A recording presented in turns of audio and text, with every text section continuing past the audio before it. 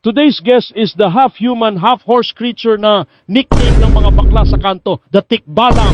So, first question, bakit yung inaasar sa mga bakla tinatawag na Tikbalang? Bakla ka ba? Duh! Porket mahaba buhok ko at half kabayo ako, bieki agad. Hindi ba pwedeng fashion style lang to? Okay, noted. Next question. Sabi nila kapag umuulan habang maaraw, may kinasal daw na tao at Tikbalang. Totoo ba yon? Aba gago, sino bang nagkakalat niyan? Mukha ba akong magpapakasal sa tao? Hello? Mapili kami, no?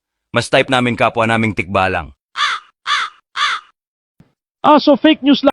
Yes, sir. Mahilig kasi kayo sa chismis. Tapos pag nahligaw sa gubat, sasabihin, pinaglalaruan tayo ng tikbalang. Tangina nyo, kayo tong lakad ng lakad tapos ako pa sisisihin. Tapos eto pa, pag naligaw na kayo ang solution, baliktarin ang damit. Like wow, sobrang talino nyo. Ano yon? May kompas yung damit nyo?